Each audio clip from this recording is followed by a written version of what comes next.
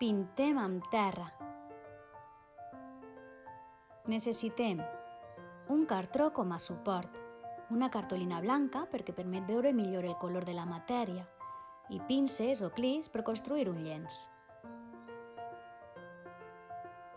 Pinzells, terra agafada de diferents llocs i, per tant, amb una textura pròpia que haurem prèviament garbellat perquè quede més fina, i aigua.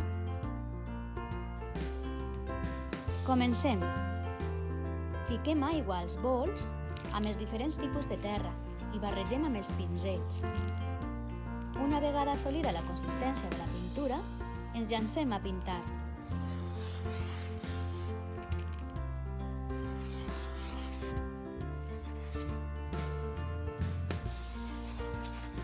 Quan acabem, ho deixem assecar i ho emmarquem amb gust per decorar qualsevol indret de la casa.